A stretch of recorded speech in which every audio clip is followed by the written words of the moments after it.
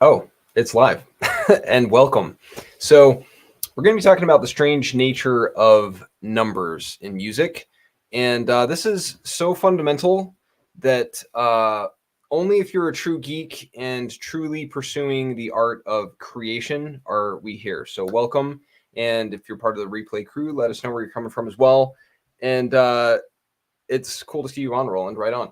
And 2 a.m. too. That's late in the evening, early in the morning. That's good stuff. And this is going to be cool because numbers figure prominently in music, and they're often misunderstood for good reason because they're used in a variety of ways, conflicting ways that can seem counterintuitive. So let's jump right in and look at what I'm talking about. So if you have a chord book, so here's just an old chord book that I've referred to in numerous videos here.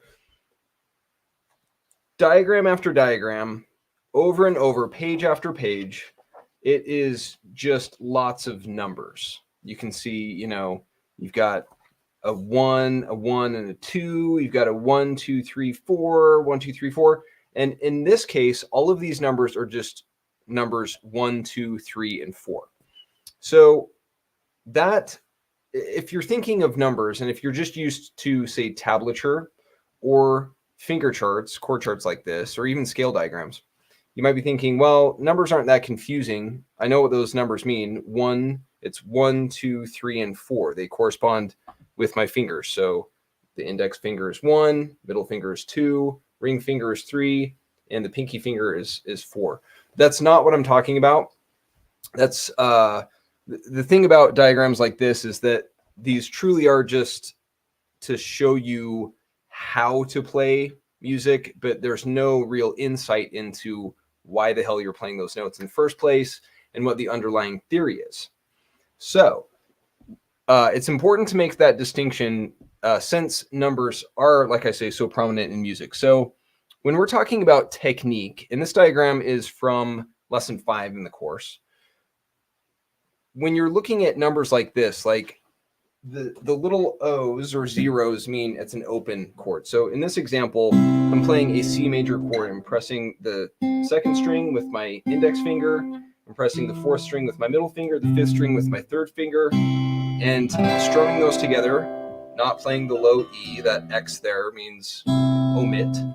I'm playing a C major chord. So in this case, 1, 2, and 3 correspond with my fingers. But, and that's frankly as far as most people get with numbers when it comes to music, thinking that's what numbers mean all the time. And that's not actually true. Compared to theory, when you're looking at these numbers in the context of theory or scale degrees, what these numbers represent are the relationship or the relative position of those notes within a given key, so or chord. So in this case, in a C major chord, we have C is the tonic, or 1, and that's why 1 shows up twice, because we're not telling which fingers to play. We're not telling our hand which fingers to press. We're telling our mind which notes are included in this chord.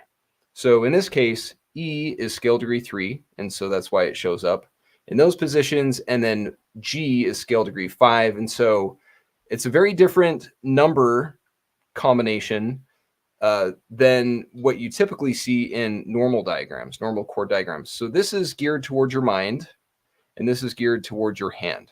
Both are important. You need to be able to use your hands to play the guitar or instruments, any instrument for that matter. But you do also need your mind to create. And so if you're just sticking with which fingers to play, you are using your mind to an extent, at least enough to follow the leader and repeat what the songwriter created. But if you want to use your own mind to create your own music or really understand an existing song more deeply, then you need to understand the underlying theory. Now, these numbers can be a little strange, and you can kind of see here, we've got some strange looking numbers that aren't included in this chord, but like a flat 7, a flat 5, a 5, a flat 6. It looks like a jumbled mess at first glance. It seems like, what is even going on here? What are these numbers and how can I make sense of them? So let's give a closer look to these numbers. And there's some strange stuff going on with music theory. The numbers are super helpful, but the symbols that we use and the way that we conceive of them is admittedly strange. So let's look at what I'm talking about here. So at a very base level, and we're going to use the key of C as an example, where in that, what I mean by that is C is the tonic, or C is the home bass. So we're going to start at C and we're going to end at C.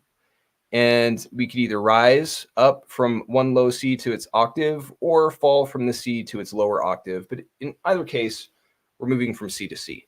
Now, you can see here that the notes are labeled by letters, letter names, and the scale degrees, which is a fancy name for intervals, are labeled by numbers. And they're called scale degrees because this is a scale. In this example, we're playing a C major scale, C, D, E, F, G, A, B, C. And each note or each degree or interval in this scale is labeled by a number. And in this case, it's 1, 2, 3, 4, 5, 6, 7, 8. Seems straightforward enough. It's just 8 scale degrees, and 8 and 1 are just octaves of the same note. It's C and C. So we have 1 and 8. And between them, we have 2, 3, 4, 5, 6, 7. That seems, like I say, straightforward enough, but it does get a little wonky when you factor in the fact that these scale degrees, I'm going to label them again, 1, 2, 3, 4, 5, 6, 7, 8.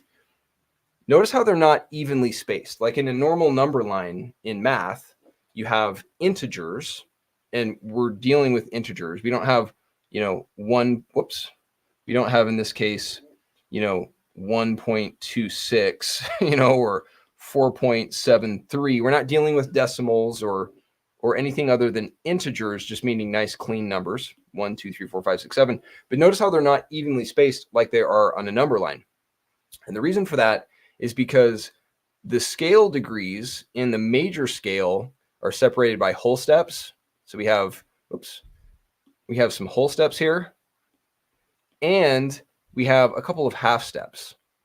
And so whereas in regular life and in math, we have scale integers that are evenly spaced, meaning from 1 to 2 is the same distance from 2 to 3, and from 3 to 4 would be the same distance as 2 to 3, and 4 to 5, and so on. You can see here how 3 to 4 and 7 to 8 is a smaller distance, a smaller musical distance, because it's a half step or a semitone instead of a whole step. And so right away, we have this kind of like funhouse mirror look at numbers in music, because it's not like math where you can say, this distance is the same as that, because it's not, even though the numbers would make you think they are. So let's look a little deeper at this. And in other videos, I've talked about how the scale degrees are consistent from one key to the next. So up until this point, we've just been looking at the key of C. So from C to C is 1, 2, 3, 4, 5, 6, 7, 8. But the cool thing about scale degrees, and the reason that intervals and these numbers are so important, is because they're universal in the sense they apply not only to one key, but all 12 keys. So in this case, we're seeing how 1, 2, 3, 4, 5, 6, 7, 8 also spans from G to G in the key of G, and in the key of D, 1, 2, 3, 4, 5, 6, 7, 8. Also, those scale degrees also apply to the key of D, and so on. If we continued this sequence, it eventually wraps into a beautiful loop that is the circle of fifths, where we have, in this case, we have 1, 2, 3, 4, 5, 6, 7, 8, or C, D, E, F, G, A, B, C. And then in the key of G, it's 1, 2, 3, 4, 5, 6, 7, 8, and so on. And so really the sequence of scale degrees wraps into itself to form the circle of fifths, or represented visually here, the color wheel, where all the keys overlap onto each other. Now, that adds to the strange nature of these numbers, because not only, even in a linear format, it's kind of confusing to have, scale degrees or integers, in air quotes, as being not evenly spaced. Then you add on top of that the fact that these numbers also overlap and intertwine in a cyclical framework. So you have not evenly spaced numbers that are cyclical.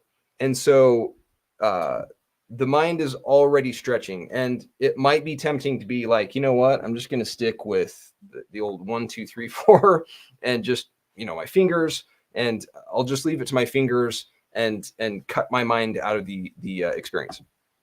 But it's not worth it. It's not worth it to cut your mind out of the experience. It's worth it to understand what these numbers mean in music theory, because it's really not as crazy as it maybe seems, especially when you dig a little deeper. So let's dig a little deeper and think of it like this. In the real world, like I say, a number line, or in this physical, tangible example, we have a ruler where the numbers are evenly spaced, and you use something like a ruler to measure physical, real objects like a pencil. A pencil in this example is just under 8 inches, or a little pebble is just over an inch. And just using this nice, normal ruler, you can make sense of measurement and distance in the physical, real world. Music is harmonic space. It's a different kind of world, and we use a different funky type of ruler or measuring system to make sense of this world. So in this case, we wouldn't use a ruler. It doesn't make any sense to say that this this key of C is a foot long. Doesn't make any sense. If we were to use the ruler, that's nice, but that's super surreal and abstract. But we're going to use numbers, and in this case, it's 1, 2, 3, 4, 5, 6, 7, 8, like I say. Now, these numbers, it seems odd. Like, why have this half step or the semitone separating some integers or some intervals, and then why have these whole steps or bigger gaps separating other intervals? Like, what is up with that? Why are we doing that? It seems like we should be using evenly spaced numbers and just make it easy on ourselves. And it's not arbitrary. It's not that we're just trying to trip ourselves up as musicians.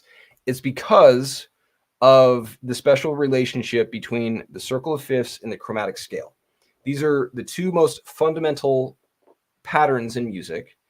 And the circle of fifths is really just the sequence of successive fifths in order. So it's just the 12 notes of music arranged harmonically, where notes are neighbors with their respective notes, the fourth and the fifth. So C's fifth is G, moving in clockwise direction. G's fifth is D.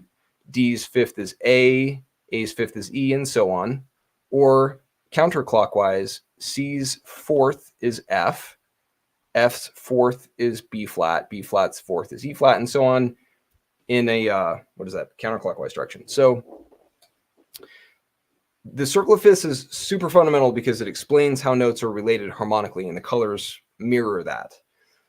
When you take the chromatic scale, or when you take the circle of fifths and you rotate every other note to come up with the scrambled pattern of the chromatic scale, you get a sequence of notes and colors that are related, but they look kind of strange. But then from this, you can come up with interesting patterns like a major scale, where basically what we're doing is we're just playing whole steps and a half step to form the C major scale, C, D, E, F, G, A, B, C.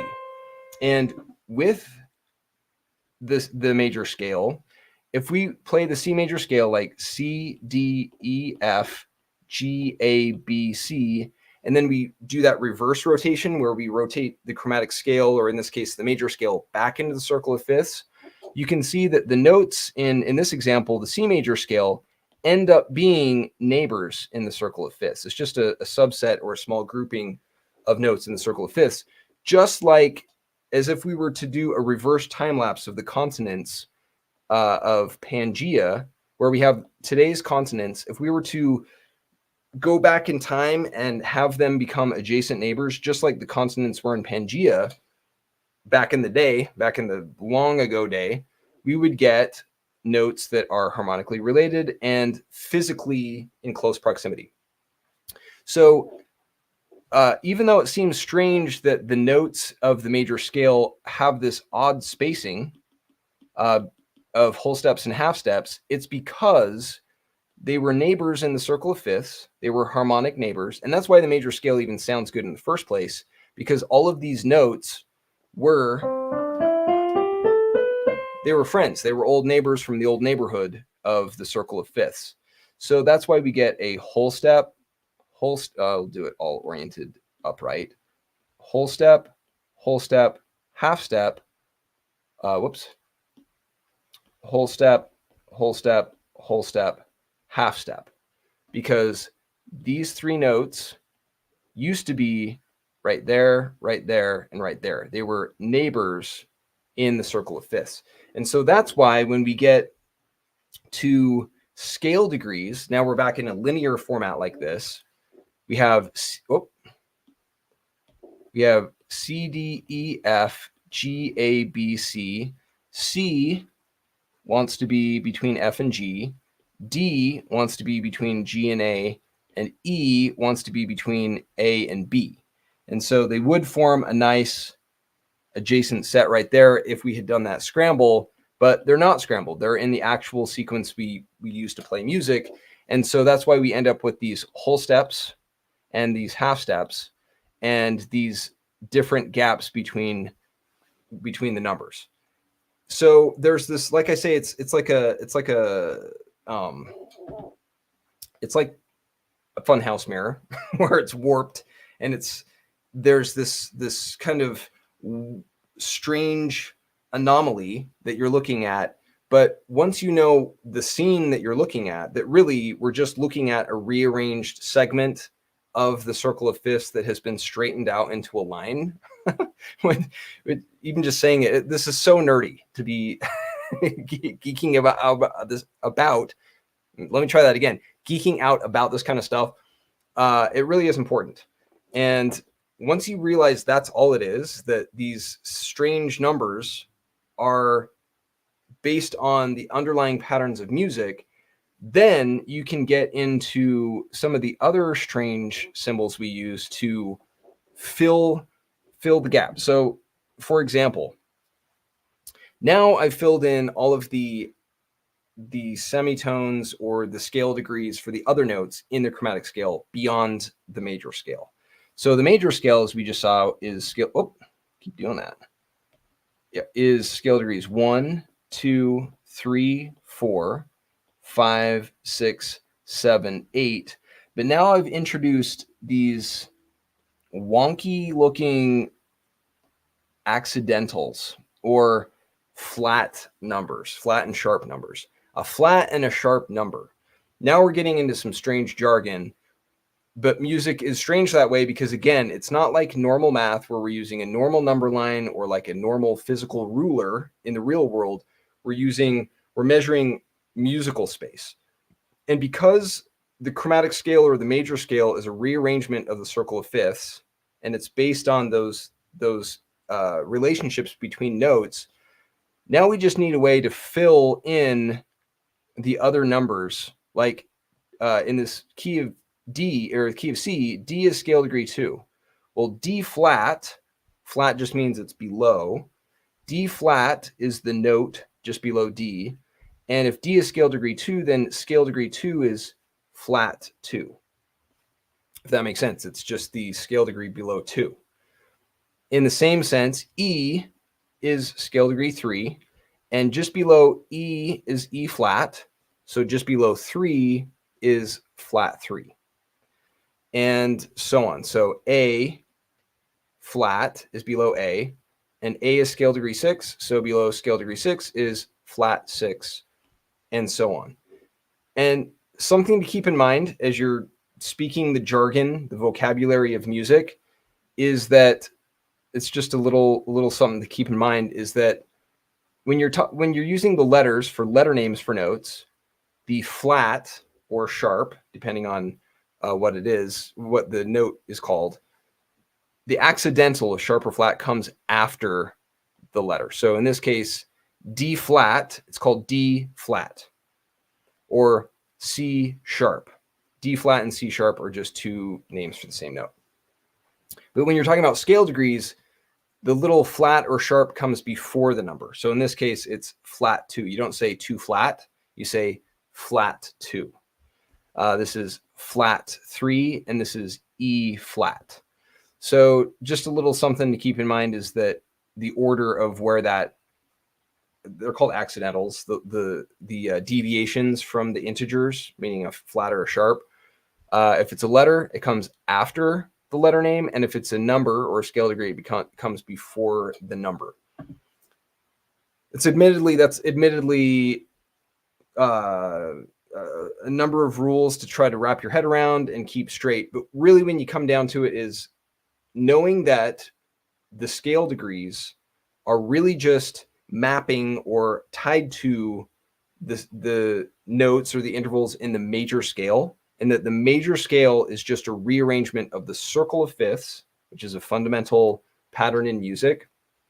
That rearrangement from the circle of fifths into the chromatic scale, and then picking out some of the notes from the chromatic scale to play the major scale, that's where that strange numbering comes from in music. And there's so much more to that you can do with an understanding of these scale degrees, because with these scale degrees, then you can start to make sense of scales, different scales, like the pentatonic scale, for example. So let's say that we're playing C, or I'll play down here, C, D, E, F, G, A, B, C, or 1, 2, 3, 4, 5, 6, 7, 8. If I wanted to play a pentatonic scale, the way that you pick that out is using numbers or scale degrees. There's a formula or a pattern, and it's communicated in terms of scale degrees. So in this example, it would be, that's the major scale. And if I want to play, so if I want to play a major pentatonic, it's 1, 2, 3, 5, 6, 8. And you have to kind of know which numbers go with which scale degrees to know that when I skip 4 and 7 and leave those out, that leaves me with a pentatonic scale, a major pentatonic, and so on. So it's knowing numbers is critical to, and by that I mean knowing musical numbers, not just regular numbers in the real world. The real world is not how you think of numbers in music. Music is its own special branch of mathematics, in air quotes, but it's much more intuitive in that we're not, calculating. We're not doing any addition and subtraction with these numbers. We're not doing any ratios with these numbers. These numbers really are just symbols to represent patterns, and those patterns are actually visible using color and ultimately geometric. And once you see how these patterns work in one key, you can apply these patterns to any key, which is beautiful. But you have to get over that kind of mental stumbling block of the difference between between numbers in terms of fingers and concepts or intervals. So again, numbers 1, 2, 3, 4 on your typical tablature or finger diagrams are just for your hands. This is just for my hand. That's a hand. And then the numbers for theory are for your mind. That's supposed to be a brain. And as beautiful as and helpful and utilitarian as the numbers are for your hand, the brain is where it's at when it comes to creation and music and making sense of these patterns and why we use these symbols in the first place and how they came about is a beautiful thing. So that is the strange nature of numbers in a nutshell. Like I say, well, the diagram that we just looked at here is from lesson 5 in the course. The foundational stuff about scale degrees is in lesson 2. So if you haven't checked out lesson 2, or if it's been a minute since you checked out lesson 2, definitely look at that because it's like I say, foundational to everything in music. If you don't understand scale degrees, then you definitely will struggle with music theory. And music theory is not ultimately the aim. It's music theory for songwriting. You'll struggle with wrapping your head around and projecting your thoughts into the air if you don't really understand these scale degrees. Speaking of chord diagrams like this, I'm on track for getting the first chord book out in early May. I'll have more on that on locals with an update on what I'm even talking about. There's going to be multiple chord books, mode book, and these materials are supplementary to part 5 of the course, which I'm on track for getting that out as well. So more to come on that. And maybe we can just jump into some of the comments here and let's geek out. Hey, Jay, it's cool to see you on. So the unfortunate notation itself might be considered accidental. Yeah, that's a good use of the term accidental. It's funny, the thing about the term accidental too is even the term accidental reinforces how of what primary importance the major scale is in music. The major scale is so foundational that any deviation from it is considered accidental. I love it. That's a good point. Hey, King Music, it's cool to see you on. So I hate the term accidentals because there's nothing accidental about them showing up in a piece of music. Yeah, accidental is, one, it's a lot of syllables, so it is already a mouthful in the first place. And yeah, unless you just hit the wrong note and you didn't mean to play it, then maybe it's accidental. Or you could just claim that you're playing jazz and then you can't hit a wrong note because every note is okay in jazz. Hey, Sir Meat. Got my color stickers in the mail today. Yay, right on. That's very cool. I'm so glad they made it. And I'm so excited for you to jump in and be exploring these patterns because that is what music theory is. That is what music is it's patterns. And once you make the translation from your ears to your eyes, to your mind, to your hands, to your heart, making that music is a beautiful process. So that's really cool. Hey, Smooth Keys 793. Hello, Brother Mike. How are you? I'm doing well, fantastically well. Hope you're doing well as well. And Luke Roberts, hi, Mike. It's cool to see you on, and I'm glad to be geeking out with you about music theory. Elgato 90, so meaning it's okay. Oh, I missed that. Okay. Would you say that once you learn open chords and most bar chord shapes, 7 chord shapes, you can go on to learn theory as you described in your useful picture? Meaning it's okay to learn for your hands at first, but once you have that, you should learn for your mind. That is an excellent question. So let's unpack that a bit. And would you say that once you learn open chords and most bar chord shapes, 7 chords, that you can go on to learn theory as you described? So I would say, okay, so I can speak personally from my experience. I was making music and even writing songs and fully in the creative process well before I understood music theory. In fact, it was for a really long time that I wasn't consciously aware of the patterns. So here I'm like totally geeking out about the patterns, and this is the patterns. These are the language of music. This is how it works.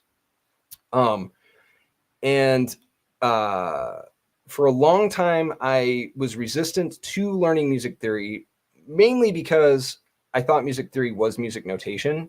And so I was like, I really don't want to learn music notation. I kind of tried to dabble in it a little bit back in the day, and it was super counterintuitive, very frustrating. And so I just learned to play chords and melodies and would create. But there was always this like friction where I felt like it's like if I wanted to write a poem, but I didn't understand how to articulate, or I didn't know the words, or I didn't know how to put my ideas into expressions that would convey meaning, it was really frustrating. I was like, oh, I have these ideas, but I don't know how to project them into the air. So, so that said, I had learned a lot of chords, and so my hand was knowledgeable in where to place my fingers. And then once I got into understanding theory, I was like, oh, and my fingers could move more fluidly because my mind, there was a stronger signal.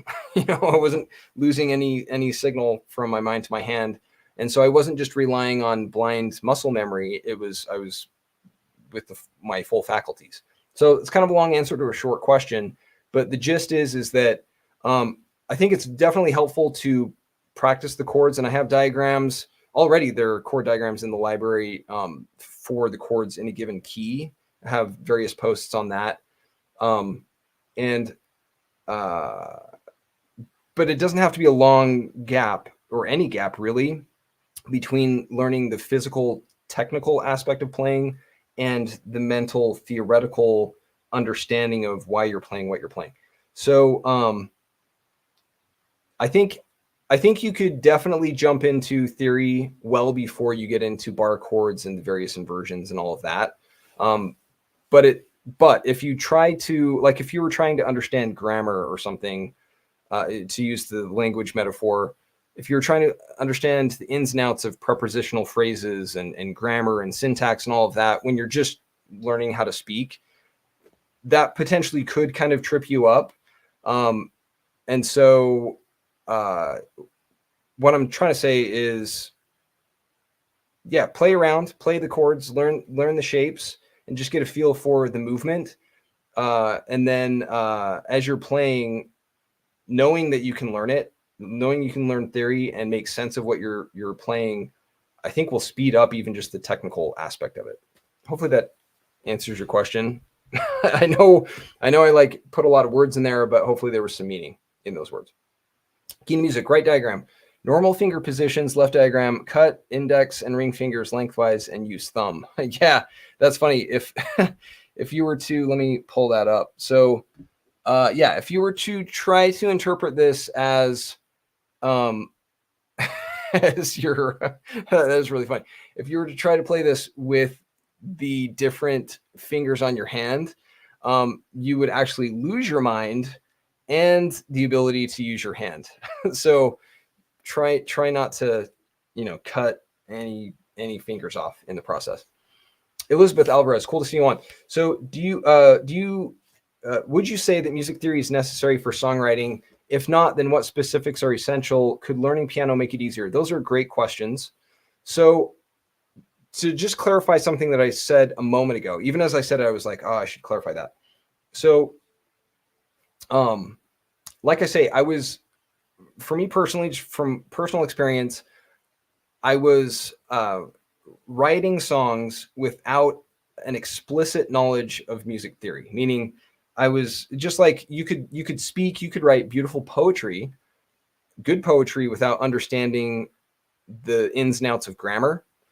But if you do, once you gain even an intuitive sense, and better said, or even better, an actual explicit understanding of theory and the concepts behind it, then you can really write way better music, and it's way more effortless, I should say, or more fluid and enjoyable. So sometimes people will say you don't need music theory for songwriting, and that's not true, in that we aren't exempt from music theory as musicians, just like we're not exempt from gravity. Like, even if you don't understand the theory of gravity, if you take a stroll off a roof, you will fall and you will get hurt depending on how high the roof is.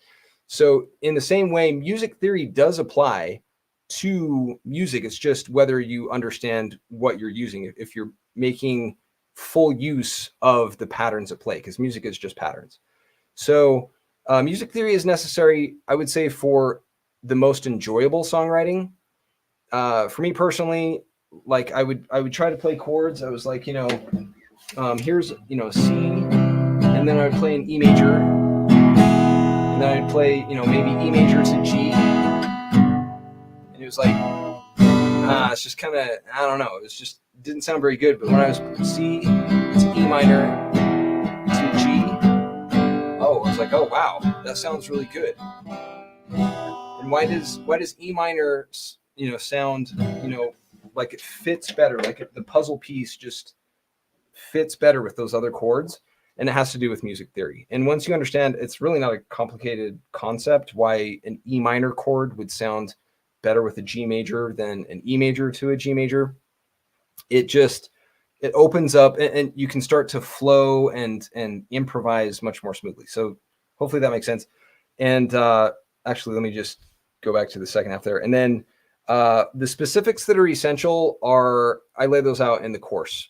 So on mycolormusic.com, there's a music theory course playlist, and I lay out the concepts in 5 parts, and the fundamentals is part 1. And those are really essential, but really every concept builds on the last. So, and then learning piano, I think would, I'm an advocate of learning multiple instruments because the different perspectives and the different layout of the notes helps reinforce or illuminate the patterns on other instruments. So I would say yes to that. Jerry's saying, how did you come up with the color connection to the chromatic notes? That's a great question.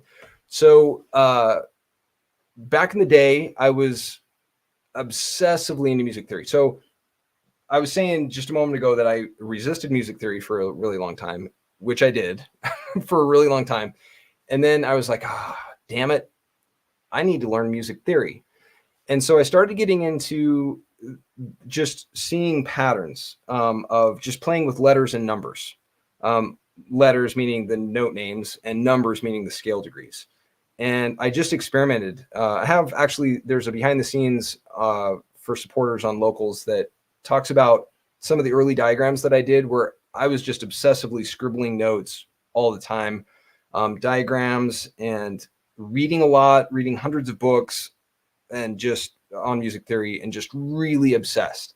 Like I would be at a family party and just in the corner scribbling diagrams. And so at one point I was like, it would be really cool if there was a way to, and this was me putting on my tinfoil hat, if there was a way to access the higher dimensions. Like how cool it would be if you could like see the 4th dimension. And so, anyway, with that in mind, trying to see things that you can't see, being obsessed with music is this auditory art form that is seemingly invisible, and starting to play with these patterns, I noticed there was a connection between the circle of fifths and the chromatic scale, but I was using 2 tones, meaning just red and green basically, and saw, whole steps rotate.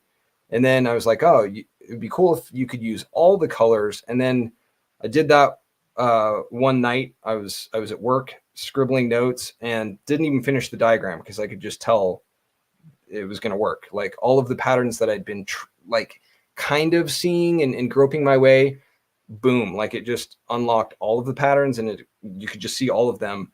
I didn't sleep that night at all, and have been super obsessed since then. Peter, so the numbers 1 through 7, then 8 are based on the major scale pattern, then are modified to flats for minor scale intervals. So correct.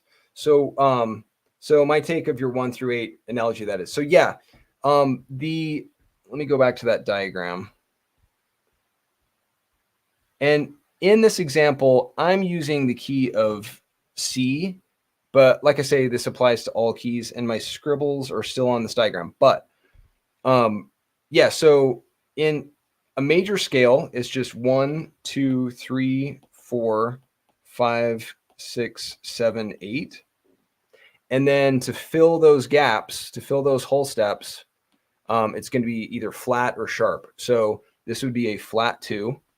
And this could be a sharp 2 or a flat 3. depending on the context. And I have some other, you know what, I talk about enharmonic, meaning synonymous note names with letter names, but I need to talk about that with scale degrees because the same ideas apply. But yeah, you're correct. So this is sharp 4/flat 5 to fill those whole steps from the major scale integers. Yeah, these scale degrees are kind of wonky looking, but that's the basic idea. All right.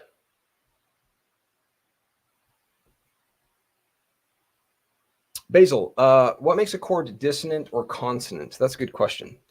So let's look at C major, for example, okay? So we have different, it's basically, it comes down to intervals. And that's why numbers are so important in music, because the numbers describe the intervals. So Claude Debussy, who was a French composer back in the day, who looks exactly like Ricky Gervais, if you've ever seen their pictures side by side. So Claude Debussy said that music is the space between the notes.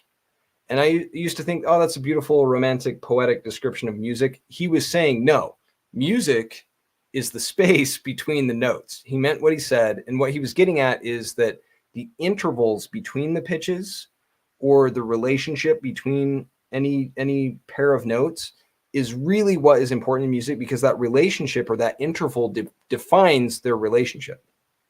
So for example, you have C major.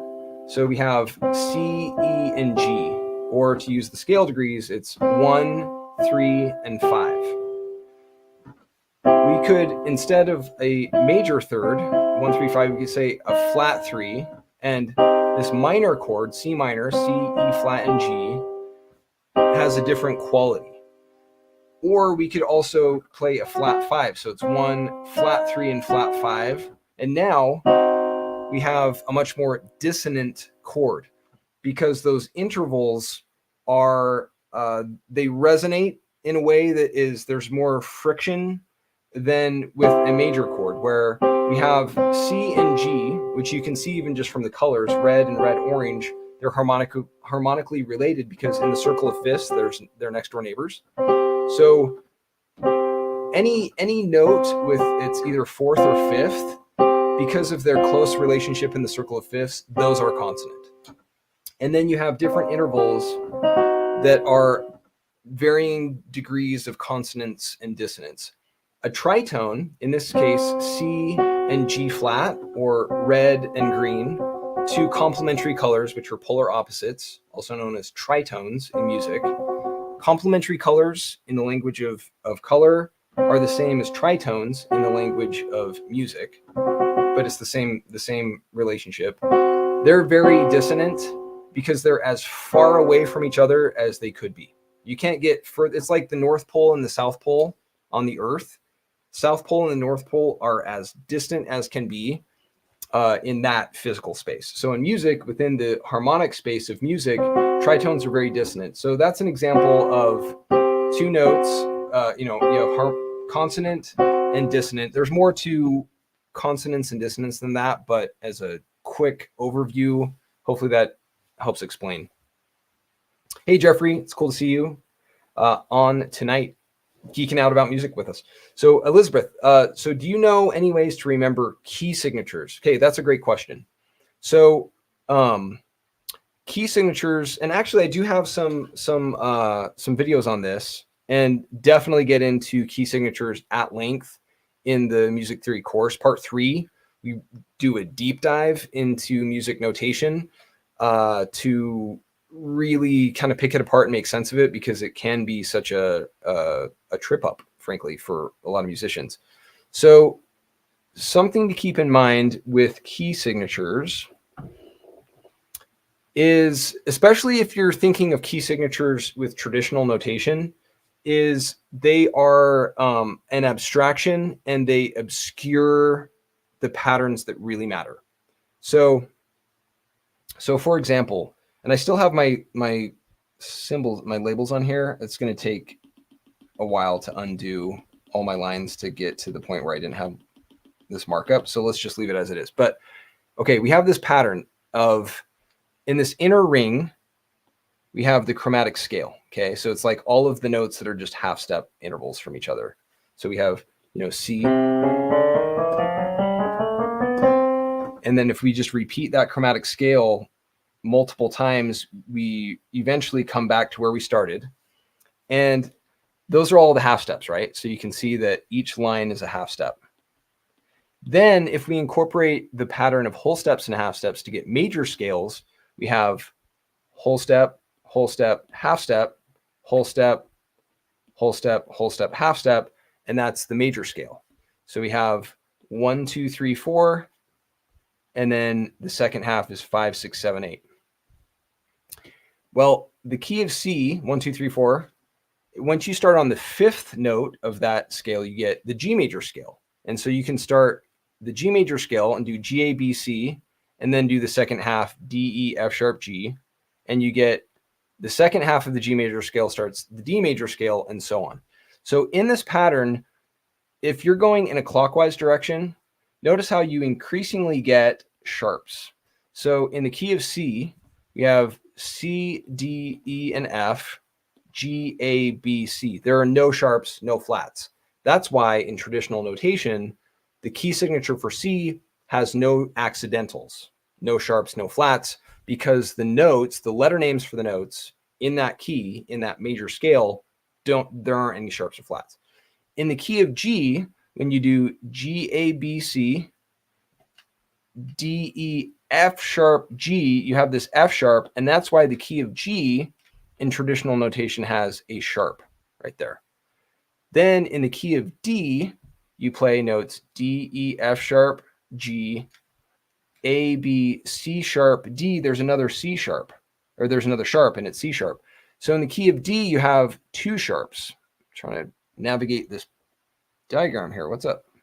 Okay, and then we have two sharps in the key of D, F sharp and C sharp, and then three sharps in the key of A, and so on. Likewise, if we go in a counterclockwise direction, we have in the key of F, F, G, A, B flat, C, D, E, F. So we have a flat in the key of F. And then B flat is B flat, C, D, E flat, F, G, A, B flat. So we have a B flat and an E flat. That's why the key of B flat, the key signature for B flat has two flats. So in traditional notation, you have a ring of key signatures with all of these abstract symbols of sharps and flats that are only focusing on the accidentals of the key, when really what matters is the symmetry. Every key follows the same pattern of whole steps and half steps. And so what's really helpful is just to see the actual patterns, not relying on these step removed abstractions that are traditional notation, if that makes sense. Hopefully that answers the question, at least again from a high level, but just knowing the patterns helps in interpreting things like the ring of key signatures in notation. We'll definitely be getting into notation more. Like I say, in part 3 of the course, we do a deep dive into notation, way deeper, frankly, than I ever thought I would do. In fact, I almost didn't even do part 3 part 3 or lesson 10 in the course. Lesson 10 is where we dissect notation. I lost 20 pounds over the course of 6 months writing lesson 10 because I was so engrossed in picking it apart and making sense of it, and gained the 20 pounds and more back. So it's been good, but we definitely get into it, into notation, to pick it apart, like I say, to transcend its limitations, to ultimately be able to use it in songwriting if you so choose, but you don't have to know notation. Gorilla McGriver, I love your name. So grateful for your work and passion. Very cool. I'm so grateful that you're here geeking out about music theory. It's fun to talk about music. Music is a window into so many things, more than just the combination of sounds, but has been for me personally a really insightful window into many aspects of life, and I think it's a powerful thing. I know it's a powerful thing, so it's cool to geek out with you. So yeah, the strange nature of numbers. Again, you can start with letters and numbers like this to get a feel for the fingers and the movement. But ultimately, the idea is to embrace your humanity and engage with the music on a more meaningful level than just playing chords, which is where a lot of us start. That's where I started. But once I understood the patterns at play, it became playing music, and it really is fun. So thank you for geeking out with me. We'll be doing this again next week. And in the meantime, I hope you have a great one, and we'll talk soon. We'll see you. Bye.